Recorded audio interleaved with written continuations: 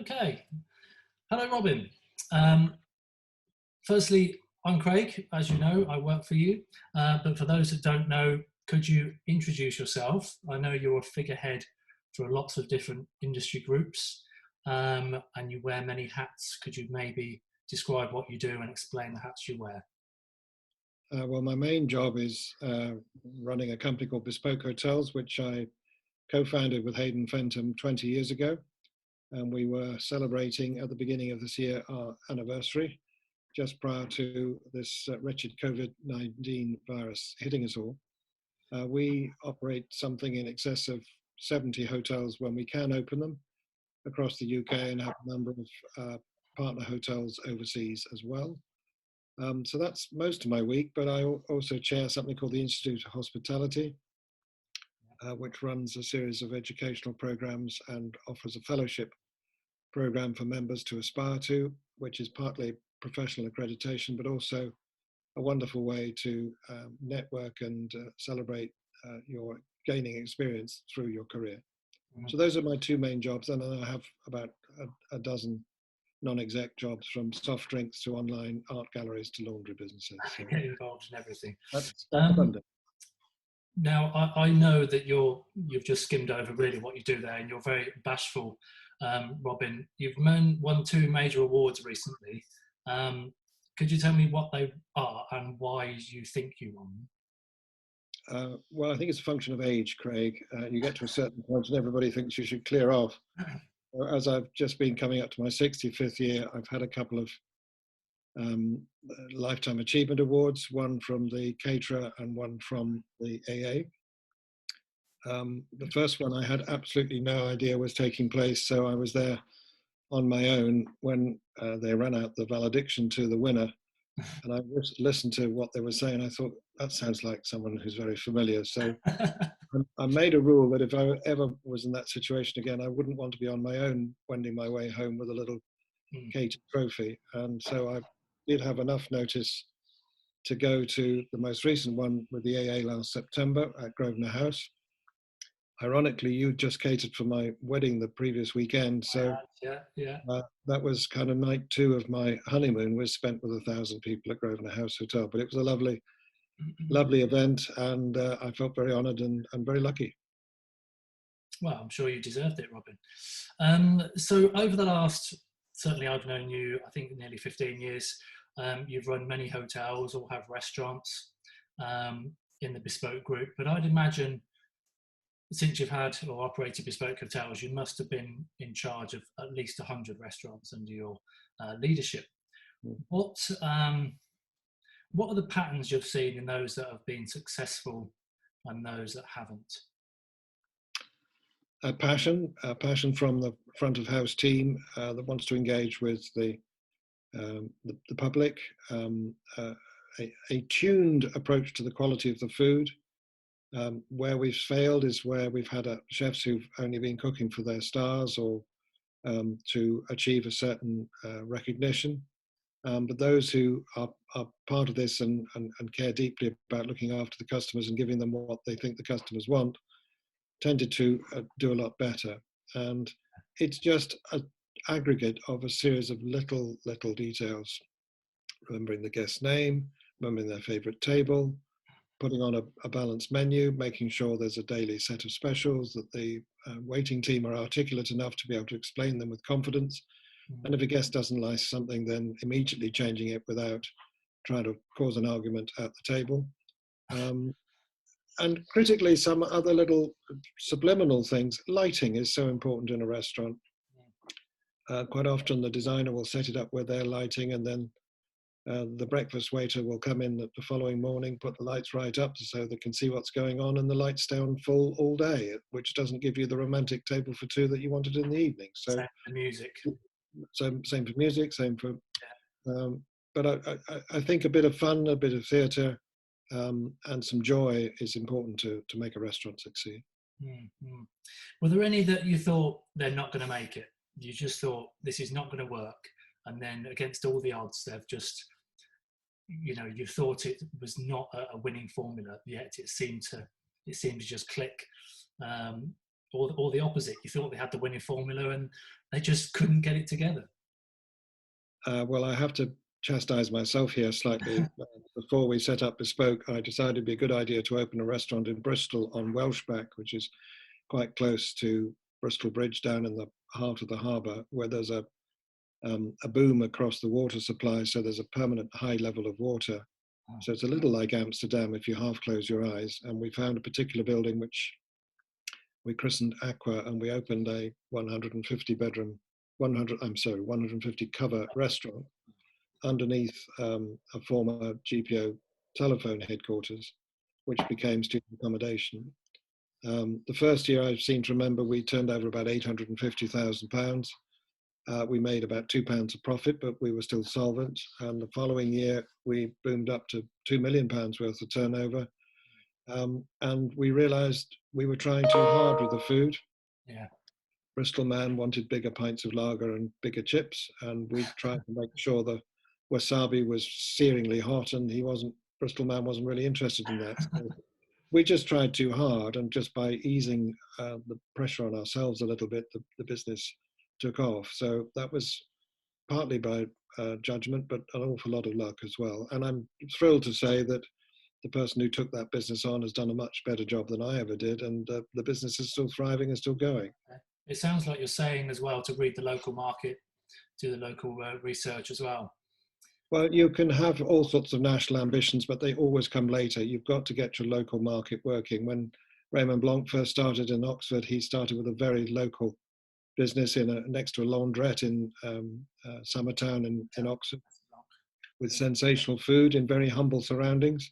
And bit by bit, he built a following for himself. So when he moved to the Manoir, people wanted what he was creating there and shared his vision. But he built his reputation locally long before he went national. And then never really got too big, did he? He kept it manageable. No, unfortunately, Raymond got divorced partway through, so he had some interesting times with what businesses he still owned. But I think if you look at the Petit Blanc concept, which is still going and has rolled out quite smartly and into good, solid, long-standing locations, he's done well. Indeed. I got my wedding cake from Maison Blanc. It's very good. Oh, really? Right. A little bit of history. I want to know, because you've experienced firsthand some troublesome times, and I can recall foot and mouth, BSE, 9/11. They've all been very negative impactors, not just the restaurant industry, but certainly foot and mouth was. What lessons can we learn from those historical events that we can recall and implement now to help us get through these times? Well, hopefully the lessons are that the malaise will pass, that there will be sunshine again fairly soon, and that a new normal can be established. At this time, however, I think what our definition of the new normal will be very different to what we've been able to go back to in the past, and that may have some benefits in terms of our respect for the planet, but behaviorally, we are a social group of people, and to behave in a way which means that we can't get together and socialize, I think is very hard. I have a daughter-in-law from South Korea who regularly feeds me information about how they're coping in the East with their testing and social distancing, working as an absolute rather than a preference. I understand in America, dear old Donald Trump is whipping up a misinformation story at the moment, bless his cotton socks. Get in the news. But he's good at PR, and there's a lesson there, isn't there, Robin? Well, he's good at PR, and he has an extraordinary ability to spout nonsense with great conviction. The sadness is that there's an awful lot of mid-country Americans who refuse to accept that COVID-19 is here and just want to shoot it because their answer to everything is to kill it with a gun. Oh, the tornadoes, yeah. But I'm not convinced that our government have fed us all the information just yet. I think they've been feeding us some of the information to ease us into this, but the bad news is I think it's not going to be a panacea in the middle of the summer this year. I think it'll be September at the earliest before we start to come out the other side. And some new behaviours will have to be learnt in that time in terms of what it will enable us to repatriate ourselves into a new society. And I think we saw that partly before lockdown, didn't we? We started seeing the social distancing and people separating the tables and being further apart. And actually, recently we've had different rules in food hygiene and allergens and things like that. And perhaps that will help us if we draw on that experience from when the allergens all came in. We had to learn new skills and learn new things. And if we just draw on that experience and assume the virus is a nut allergy and then make sure everything's clean and sanitary, then we're halfway there. We are, but I think it's how we reassure customers that something is clean. There's going to be two tricks. One, reassuring our own teams that surfaces and areas which could harbour COVID-19 have been cleaned as skillfully as possible, and then conveying that information in such a way that the customer feels comforted and reassured. Certainly if you're planning a travel to a hotel with a strong food and beverage presence in it historically, you're going to expect not quite certification, but certainly some strong indicators that the place has been rigorously cleaned and your welfare is going to be top of their priority. Yeah, paramount. I've got a question actually. I posted that on social media earlier that I was going to be speaking to a wise elder, and would anyone have a question for him? And someone said about social distancing, tables have to be spread further apart, meaning less covers, perhaps increased cost per cover. How can we overcome that without hiking up prices? And do you think perhaps if there's less tables, it's an opportunity to be saying to customers, we need a deposit for your table? Well, I think that's one of the benefits is that you can demand times at which people will eat. To go back to the hotel analogy, if you've got a full hotel, that causes you a problem at breakfast time because you've got a space when people can sit down. You've got to tell people precisely when they need to sit down and when they need to leave that table so you can get it back for the next customer. And you've got to rigorously clean that table between services as well. So I think that's the only way you can ever get back to full occupancy is if you can measure your restaurant act to measure up to the success of your bedroom act. However, if you look at what's happened in Sweden, they've never truly had a lockdown there. They've had half a lockdown. And there seems to have been a lot of disciplined and accepting response to the need for spacing, the need to sit in restaurants at different times and so on. So I think culturally we're capable of adopting the messaging. But does that build atmosphere? Does it make for something that feels intimate and warm and friendly? I'm not sure it does. But I wonder whether that peak of 8 o'clock Saturday night will become flatter, and 6 o'clock on a Thursday is suddenly more appealing to a certain market because it's less busy. I think we'll have to do that. My wife thinks I'm very mean because I never take her out on a Saturday night. If we go have a really big night out, it's always a Friday. Because I just hate having to be shoehorned into a table on a Saturday. So I'm not necessarily that unhappy about it selfishly. But from a market point of view, I think the good news is restaurant operators will and must be much, much firmer with customers in terms of saying, I'm going to take a deposit from you just as if you were booking a hotel room. If you want a table in my restaurant, you've got to pay for it up front. Yeah, it could be a good opportunity to do that. Okay, I just want to change tack a little bit about branding. And I know you've talked a lot in the past about stories, and you're a storyteller. I know you've written a book, and you've opened a restaurant recently in Manchester or Brooklyn. The restaurant's called Runyon's, if I'm not mistaken, which intrigued me. Now, I have stayed there. I've eaten in Runyon's. It was very good. The name captured my attention because it was strange. It didn't sound like the name of a restaurant. So what's your thinking behind branding and storytelling and how you bring that all together? That's the theatre of the identity of the restaurant. Well, if I can just talk you through the Manchester example, this story goes back about 7 years. I'd always wanted to find a building to convert into a hotel in Manchester, and I was introduced to a developer who had a building in King Street, which is the old finance district of the city, and he couldn't get planning permission for what he wanted to do with his original thought for the building. But as soon as I saw it, I thought this could make a wonderful hotel. It's a Lutyens architectural masterpiece with alabaster stone.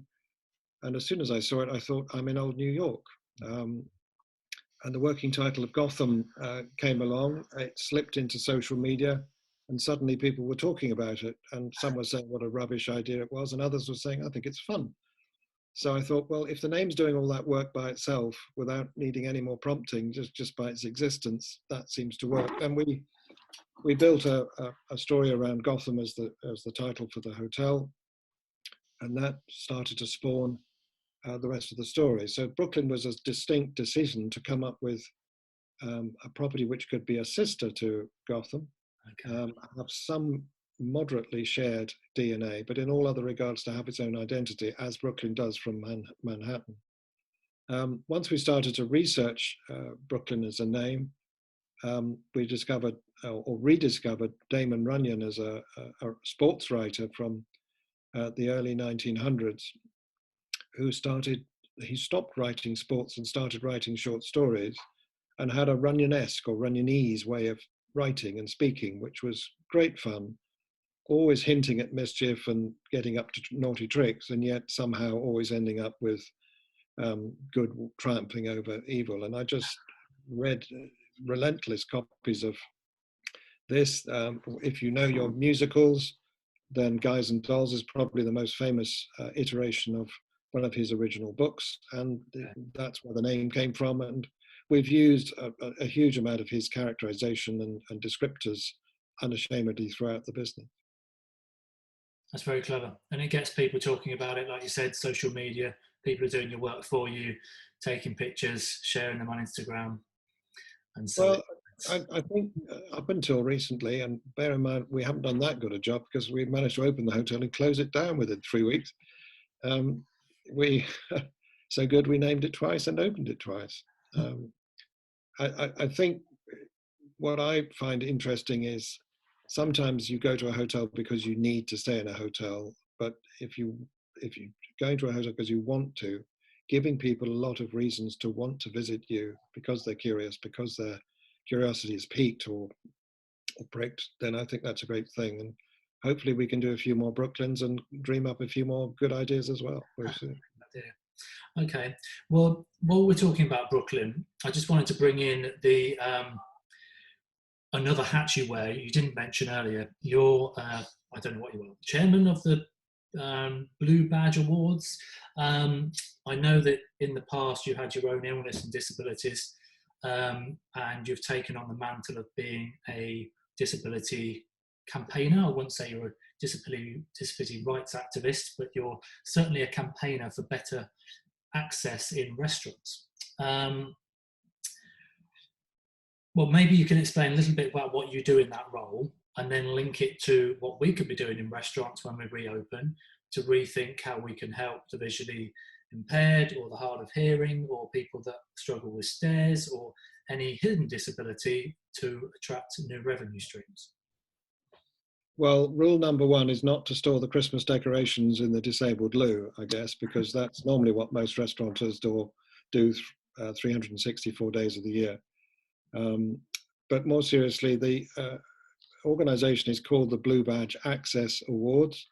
I'm co-founder of it with a lovely lady called Fiona Jarvis.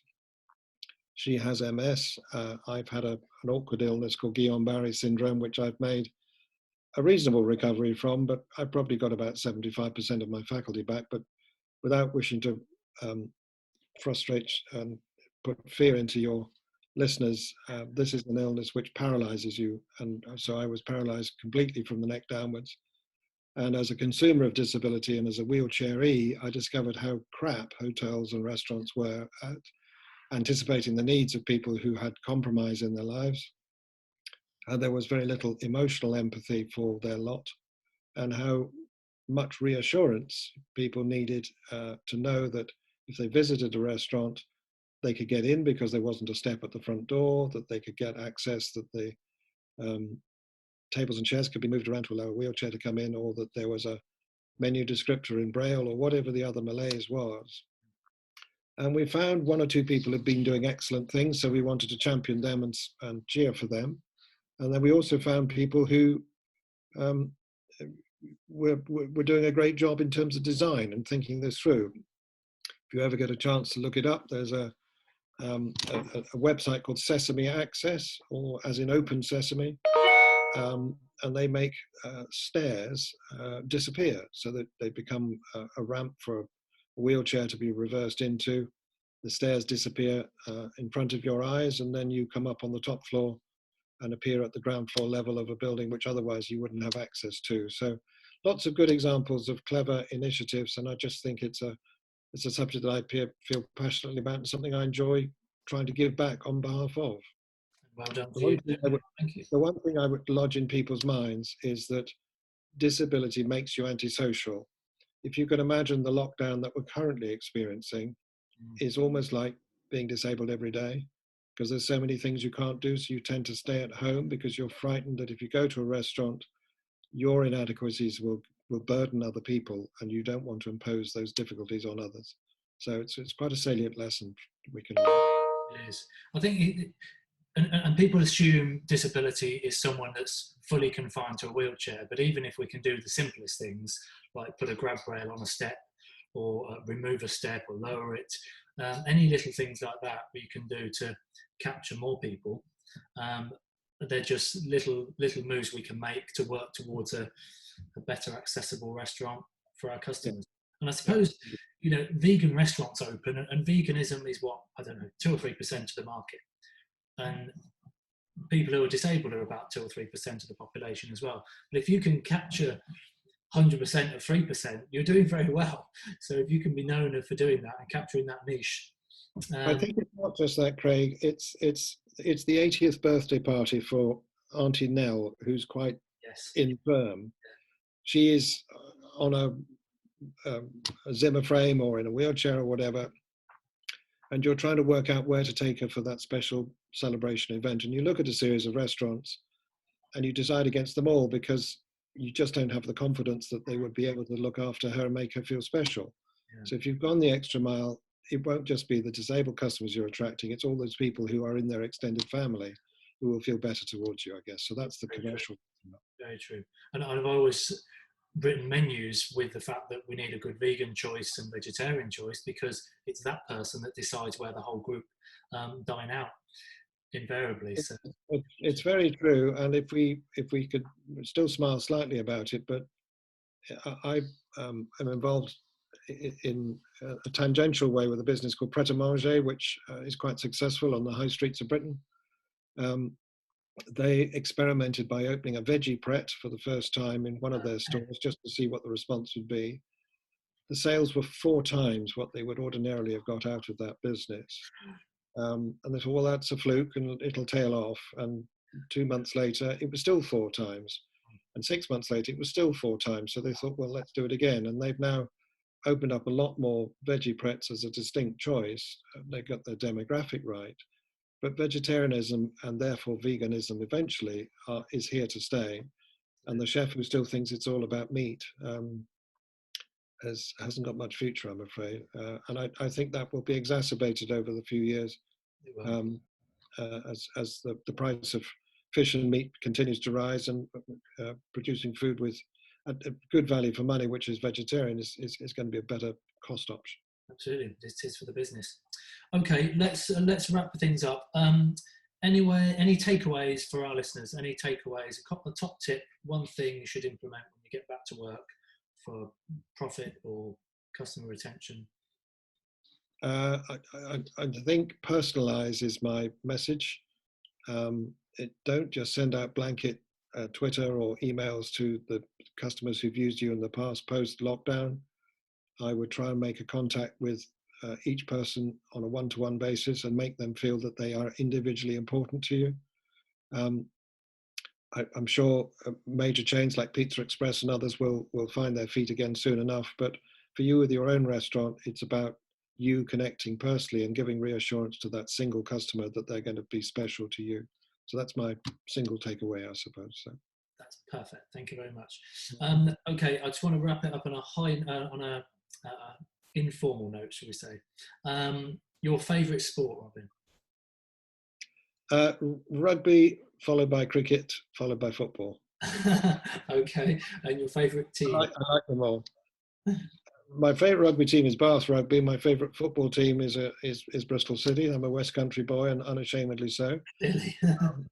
I've been watching Bristol City through 50 years of thin and thin. They've never been a thick period. Stuck in a lift with? Would I like to be stuck in a lift with or not? Who would you like to be stuck in a lift with? Audrey Hepburn in a cocktail dress would be very nice. Okay. I think she would be quite entertaining to talk to. I'm very easy on the eye. And in terms of people to talk to, I quite like to have a chat with Keith Richards. I think that could be quite entertaining. Oh, yeah, very good. And lastly, favourite restaurant? Spatially, my favourite restaurant is Bibendum in London. I love the stained glass windows and the Michelin Man image and the detailing of it. I think it's a great space.